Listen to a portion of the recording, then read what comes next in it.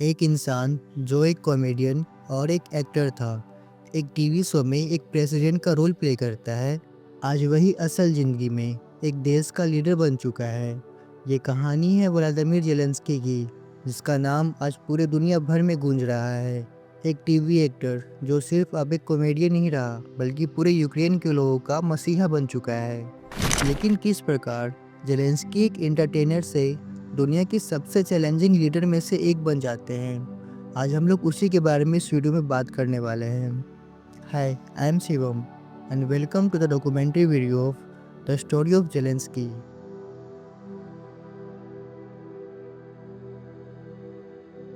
Vladimir Oleksandrov Zelensky का जन्म 25 फरवरी 1978 को यूक्रेन के क्रीवियरी शहर में हुआ, जो कि उस समय सोवियत यूनियन का हिस्सा था। उनकी फैमिली एक normal middle class Jewish family से थी, जिसमें उनके फादर ओलेक्जेंद्र ज़ेलेंस्की एक कंप्यूटर साइंस प्रोफेसर थे और माँ रायमा ज़ेलेंस्का एक इंजीनियर। एजुकेशन उनके परिवार में हमेशा से एक इम्पोर्टेंट पार्ट रहा, जिसकी वजह से ज़ेलेंस्की ने भी स्टडीज़ में अच्छी परफॉर्मेंस दी। उन्होंने क्रीवियरी इंस्टीट्यूट से लॉ की पढ़ाई तो पूरी करी, लेकिन उनका मन कभी भी कोर्ट रूम या फिर किसी केस फाइल में लगा ही नहीं, और ना ही कभी वो लॉयर बनना चाहते थे, बल्कि उनका असली पैशन एक एंटरटेनमेंट इंडस्ट्री को ज्वाइन करना था। ज़ेलेंस्की को बचपन से ही एक्टिंग और कॉमेडी का शौक था, इसलिए उन्होंने अपने कॉलेज में अपने दोस्तों के साथ कवरताल 95 के नाम से एक कॉमेडी ग्रुप स्टार्ट करा। ये ग्रुप धीरे धीरे इतना फेमस होने लगा कि ये यूक्रेन के टॉप इंटरटेनमेंट के ग्रुप में शामिल हो गया। ज़ेलेंस्की की कॉमेडी पॉलिटिकल सटायर से बिल्कुल भरपूर होती थी। वो पॉलिटिशियन का मजाक बनाते, करप्शन एक्सपोज करते हैं और आम लोगों के इशू को हाईलाइट करते हैं। उनका एक यूनिक चार्म था, जिसमें ह्यूमर के साथ साथ एक रियलिटी टच भी था, और शायद इसी वजह से यूक्रेन के लोग उनसे काफ़ी ज़्यादा रिलेट भी करते थे। कवरताल 95 के सक्सेस के बाद मीन्स साल 2015 में ज़ेलेंस्की का एक और नया शो आता है, जो कि उनका लाइफ चेंजिंग मोमेंट होता है, और इस शो का नाम था सर्वेंट ऑफ द पीपल। इस शो में ज़ेलेंस्की ने एक सिंपल स्कूल टीचर का रोल प्ले करा, जो कि गलती से यूक्रेन का प्रेसिडेंट बन जाता है। ये शो इतना ज़्यादा पॉपुलर हुआ कि लोग ये कहने लगे कि काश ये सच होता। यूक्रेन में पॉलिटिक्स हमेशा करप्शन और इनस्टेबिलिटी से भरी रही है। लोग हमेशा नई लीडरशिप की तलाश में थे, जो ईमानदार हो और उनकी आवाज़ों को सुन सके। इसलिए साल 2018 में ज़ेलेंस्की ये अनाउंस कर देते हैं कि अब वो सच में प्रेसिडेंट का इलेक्शन लड़ेंगे, और साल 2018 में अपने ही show servant of the people से इन्फ्लुएंस होकर के रील से रियल लाइफ में सर्वेंट ऑफ द पीपल के ही नाम से एक पॉलिटिकल पार्टी बनाते हैं। पॉलिटिकल एक्सपीरियंस ना होने के बावजूद भी उन्होंने एंटी करप्शन और एंटी एस्टेब्लिशमेंट का एजेंडा रखा, जो लोगों को बहुत पसंद भी आया। ज़ेलेंस्की का कैंपेन ट्रेडिशनल नहीं था, ना बड़े बड़े स्पीचेस थे, ना ही कोई रैलीज, सिर्फ और सिर्फ सोशल मीडिया का इस्तेमाल और पब्लिक इंगेजमेंट। उनका मैसेज सिंपल था, मैं आप जैसा ही एक आदमी हूँ जो सिस्टम बदलना चाहता है। और रिजल्ट में क्या हुआ?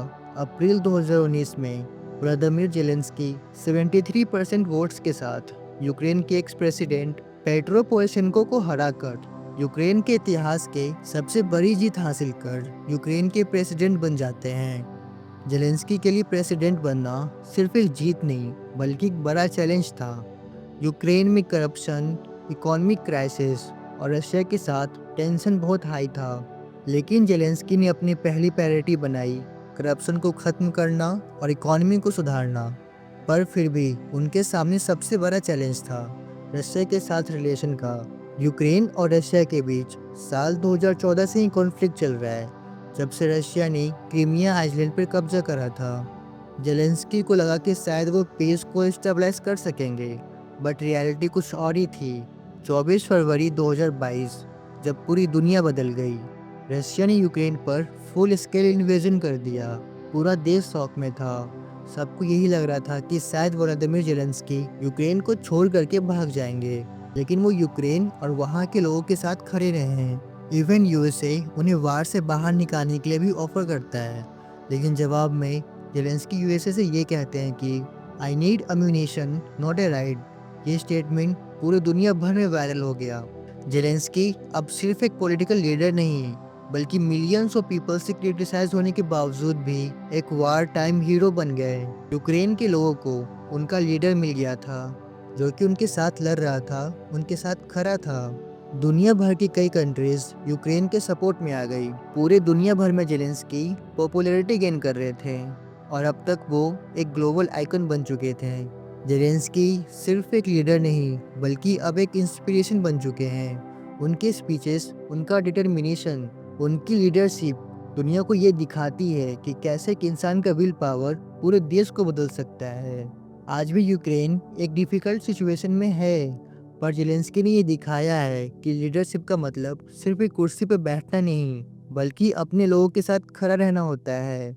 हालांकि देश के कई बड़े बड़े लीडर्स उनका मजाक बनाते हैं, उनके पास्ट वर्क को लेकर के उन्हें क्रिटिसाइज करते हैं, जिसका रिसेंटली एग्जाम्पल यूएसए है, जहां 28 फरवरी के दिन यूएसए के president Donald Trump Vladimir Zelensky को व्हाइट हाउस में रशिया और यूक्रेन के बीच में हो रहे वार को रोकने के लिए एक पीस मीटिंग पर बुलाते हैं और लाइव टेलीविजन पर उनके साथ रूड और डिसरिस्पेक्ट बिहेव करते हैं। खैर, ये तो सभी को पता है कि यूएसए किसी का सगा नहीं है। इवन डोनाल्ड ट्रंप और कुछ मीडिया जर्नलिस्ट उनके पहने हुए कपड़ों का भी मजाक बनाते हैं। Pretty close. How are you? Pretty sharp. He's all dressed up today. एक कॉमेडियन से लेकर के एक वार टाइम हीरो तक का सफ़र किसी कहानी से कम नहीं।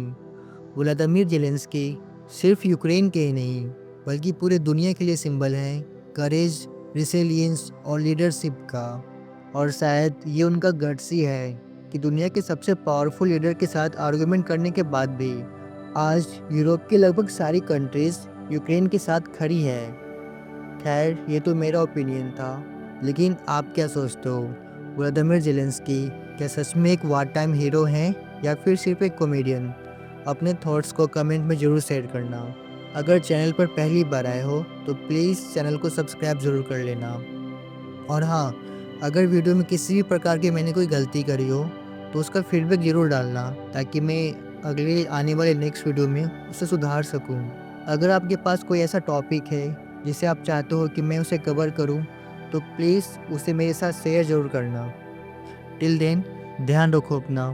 Be safe and be healthy.